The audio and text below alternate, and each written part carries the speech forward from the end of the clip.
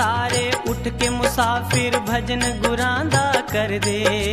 गुरमुख सारे उठ के मुसाफिर भजन गुरांदा कर दे। छड़ दे मान जवानी दातू चरण गुरांदे फड़ ले। छड़ दे मान जवानी दातू चरण गुरांदे फड़ ले। सब कुछ रही जाना अम्मा बापू पाई। सब कुछ रही जाना अम्मा बापू पाई। जाग मुसाफिर तू कर ले नेक कमाई। अंदर सतगुरां दा डेरा अंदर जोत जगदी, प्यारी जोत जगदी, निराली जोत जगदी। अंदर वाहे गुरां दा डेरा अंदर जोत जगदी, प्यारी जोत जगदी। नी तू अंदर पाले चात तेरी जोत जगे दिन रात। नी तू कर ले प्रभु नाल प्यार तेरा हो जाए बेड़ा पार। जो प्रभु से प्यार करते हैं वास्तव में बेड़ा उन्हीं का पार हो पाता है। बाकी संसार में घिसते रहते हैं। उन्हें जितना भी निकालना चाहो वो निकलना ही नहीं चाहते। एक छोटा सा दृष्टांत याद आ गया। एक बार एक का त्रिनेत्र जागृत हो गया। जो सदगुरु साईं के पास जाता था उसका त्रिनेत्र जागृत हो गया। त्रिनेत्र क्षण भर के लिए जागृत हुआ, यानी कि परमानेंट ये चीजें परमानेंट बहुत ही कोई खुश नसीब होता है जिसका परमानेंट जागृत हो। कुछ अच्छे कर्म सामने आ गए और क्षण भर को जागृत हो गया। वो क्षण भर को जागृत हुआ तो उसने अपना अगला जन्म देखा, क्योंकि इस जन्म में उसने इतने दुष्कर्म किए थे कि वो ये जानने का बड़ा ही व्याकुल रहता था प्रभु से कि प्रभु इतने मैंने दुष्कर्म कर लिए हैं और अब मैं मरने वाला हूं, मरने की अवस्था मेरी आ चुकी है, जाने की अवस्था आ चुकी है, तो मेरा नेक्स्ट जन्म कौन सा होगा, क्योंकि मैं तो इतना दुष्कर्मी हूं। तो पल भर को कोई नेक कर्म सामने आया, पल भर को त्रिनेत्र की जागृति हुई और सिर्फ अगला जन्म दिखाने के लिए हुई और उसके बाद फिर वो क्लोज। अगला जन्म देखता क्या है कि उसकी योनि सूअर की होने वाली है, नेक्स्ट जन्म सूअर का मिलने वाला है। जागृति में क्या देखा कि अगला जन्म मुझे सूअर का मिलेगा। उसने अपने बच्चों से कहा और मिलेगा, और बिल्कुल ठीक अपने घर के सामने जहां आज वो रह रहा है, ठीक अपने घर के सामने ही उसका जन्म होगा। वहां बहुत दलदल था और उसी दलदल में वो वहां रहेगा। ये सारा उसने अपना अगला जन्म देखा और उसके बाद वो त्रिनेत्र क्लोज, फिर अपनी जगह आ गया। कहते हैं भगवान से यदि आप व्याकुल होकर कुछ भी पूछो तो वो सब कुछ बताते हैं। वो भी व्याकुल था, पूरा जन्म व्याकुल रहा और अंत में प्रभु ने उसे बता भी दिया कि तुम अगले जन्म क्या होने वाले हो। जब अगला जन्म पता चल गया तो उसने अपने बच्चों से कहा कि प्यारे अगला जन्म मेरा सूअर का होने वाला है और ठीक तुम्हारे अपने घर के सामने ही बैठूंगा। तुम ऐसा करना कि जब मैं यहां आ जाऊं तो तुम मुझे प्यार से ले आना और गलीचों में, कालीन में, एसी में मुझे बैठाना। बच्चों ने कहा ठीक है कि पिताश्री अगर ऐसी बात है तो ऐसा ही होगा। अभी कुछ ही दिन बीते थे कि पिताश्री की मृत्यु हो गई। पिताश्री की मृत्यु हो गई और थोड़े समय बाद ही देखा कि वहां एक, और उन्होंने कहा कि एक मेरी निशानी होगी कि मेरे ऊपर एक तिलक लगा होगा जिससे तुम पहचान पाओ कि मैं तुम्हारा पिता हूं। बच्चों ने कहा इससे अच्छी क्या बात है, इतने सूअरों के बीच में आपको पहचान ले, ये तो बहुत अच्छी बात है। वास्तव में उनका जन्म नेक्स्ट योनि सूअर की हुई, तिलकधारी सूअर दिखा। बच्चे बहुत व्याकुल हो गए कि मैं अपने पिता को ले आऊं, आखिर हैं तो हमारे ही पिता। बच्चे गए, पिता से कहा कि पिताश्री चलिए हम सब लेने आए हैं, हम ढोल नगाड़ों से आपको लेने आए हैं, चलिए यहाँ आप शोभा नहीं देते, दलदल में आप मत रहिए, आप चलिए, घर में एसी लगा हुआ है, कालीन बिछे हुए हैं, गद्दे बिछे हुए हैं, हम भरपूर आपका स्वागत करेंगे। जो सूअर योनि में पिताजी आए थे वो गर्दन हिलाते हैं, नहीं मैं नहीं जाऊंगा। पिता श्री आप क्यों नहीं जाएंगे? क्या हमसे कोई गुस्ताखी हुई? कोई गुस्सा के नहीं है। तो फिर क्यों नहीं जाएंगे?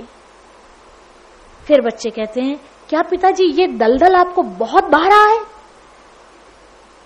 सुअर ने गर्दन हिलाई कि ये दलदल मुझे बहुत भा रहा है, ये दलदल मुझे कालीन से ज्यादा भा रहा है, तुम्हारे एसी रूम से ज्यादा मुझे ये दलदल भा रहा है। मैं ये दलदल छोड़ के नहीं जा सकता। मुझे जितना आनंद इस दलदल में मिल रहा है उतना आनंद तुम एसी रूम में नहीं दे पाओगे।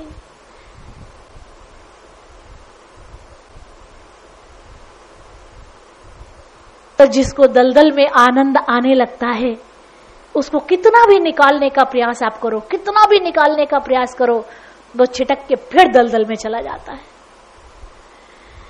भगवान सत्संग के बहाने वाणी रूपी जाल फेंकते हैं।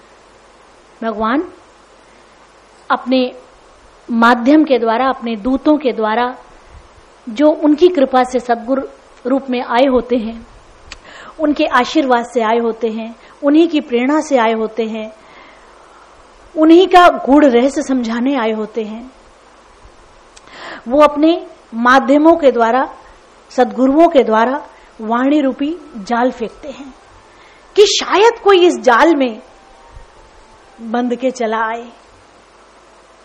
कोई तो उस जाल में फंसते हैं, उलझते हैं, समझते हैं और छिटक के फिर वो बाहर निकल जाते हैं।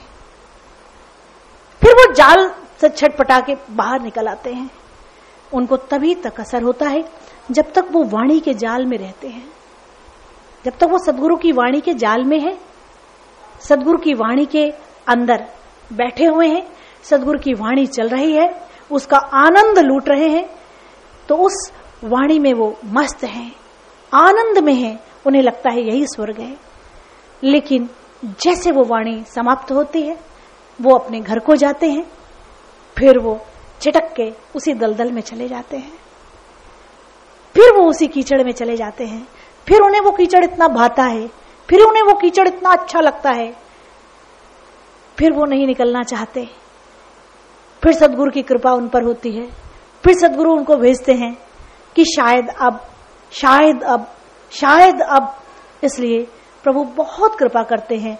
जो प्रभु का सिमरन करते हैं, जो प्रभु का ध्यान करते हैं, जो प्रभु के सेवकों की सेवा करते हैं, उन पर प्रभु की बहुत कृपा होती है, असीम कृपा होती है।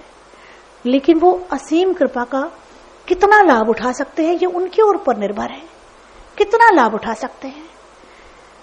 उनका लाभ क्या तभी तक होना चाहिए जब तक वाणी चल रही है? नहीं, उनका लाभ हर समय होना चाहिए। लेकिन उनका लाभ हर समय क्यों नहीं होता? क्योंकि संसार के जाल में आप उलझ के रह गए हो। आप ये भी भूल गए हो कि अब ये उम्र नहीं है उलझने की। उलझ लिए जितना उलझना था। आप उन आश्रमों का ध्यान कीजिए कि कौन सा आश्रम कितने वर्ष के लिए होता है। तो आप सोचो कि आपको ये ध्यान आता है कि किस उम्र का कौन सा आश्रम है और क्या उस आश्रम का आप पालन कर पा रहे हो? क्या उसमें प्रवेश ले पा रहे हो? क्या उसमें जा पा रहे हो? आपको नहीं लगता कि आप रात में सोए और सांस निकल गई और सोते के सोते रह गए? आपको नहीं लगता? भगवान चिट्ठियां भेजता है, भगवान एक एक चिट्ठी भेजता है। शुरुआत करता है बाल पकाने से। बाल सफेद हो रहे हैं तो डाई कर लेते हैं इसमें कि अभी तो मैं जवान हूं, अभी तो मैं जवान हूं, इसलिए डाई कर लेते हैं कि कहीं अगर बाल दर्पण में सफेद दिख गए तो लगेगा अरे मैं तो बूढ़ा हो गया, अरे मैं तो बूढ़ा हो गया। तो बाल सफेद दिख गए तो उसको डाई कर लेते हैं कि सफेद नहीं दिखे, और सफेद दिख जाएंगे तो ध्यान भटकने लगेगा कि अरे मैं तो बूढ़ा हो चला, मैं तो बूढ़ा हो चला। फिर भगवान दांत तोड़ देते हैं, एक एक करके दांत टूटने लगता है। लेकिन आप क्या करते हो? आप नकली दांत लगवा लेते कि अभी तो जवान का टेस्ट क्या नहीं। क्यों दांत टूटते हैं? दांत इसलिए टूटते हैं कि अब जवान का स्वाद खत्म कर दीजिए। दांत क्यों टूटते हैं? कि अब आप जवान का स्वाद खत्म कर दीजिए। अब आप दूध ब्रेड, दूध रस, बिस्किट रस, रोटी को दूध में डाल के, दाल के साथ रोटी डाल के, चावल को दाल में मिला के ऐसे ही खाइए। जबान का टेस्ट खत्म भगवान करते हैं, लेकिन आप क्या करते हो? नकली दांत। अभी जबान का टेस्ट नहीं खत्म कर सकते। कुछ कुछ तो परमानेंट अब आजकल दांत लगने लगे हैं, थोड़ी सी कीमतें बढ़ गई हैं। एक दांत की 3,000 रुपए कीमत, परमानेंट दांत लग जाते हैं। तो भगवान जो जो लेटर आपको भेजते हैं, आप उसको लेटर का रिप्लाई करते हो। तुमने तोड़ दिया, हमने लगवा लिया। तुमने बाल सफेद कर दिया, हमने काले कर दिए। तुम उसको रिप्लाई भेजते हो कि हम ऐसा कर रहे हैं। तो भगवान आपको लेटर भेज रहा है। एक एक अंग जो बिल्कुल बलिष्ठ होता है, वो धीरे धीरे धीरे धीरे धीरे धीरे जीर्ण होता जाता है, क्षीण होता जाता है, उसकी एनर्जी खत्म होती जाती है। और बताता है भगवान कि अब तुम इस योग्य नहीं हो। आप अपने अपने उम्र के हिसाब से अपने अपने आश्रम में प्रवेश करो। अपने आश्रम में प्रवेश करने का समय आ चुका है। आप अपनी आयु देखें और फिर आपकी आयु किस आश्रम में प्रवेश करने की है, उस आश्रम में प्रवेश करना अति अनिवार्य है। हर आश्रम में प्रवेश करना अनिवार्य है। जो उसके द्वारा बनाए गए आश्रम हैं, उसमें आप दखल अंदाजी करके अपने को तकलीफ दोगे, उसका कुछ ना बिगड़ेगा। जो उसने आश्रम बनवाए हैं वो बिल्कुल सही बनाए हैं। जिस वजह से बनाए हैं, जिस लिए बनाए हैं, उसका उपभोग करना अति अनिवार्य है। नमो नमो गुरुदेव, तुझको नमो नमः। नमो नमो गुरुदेव,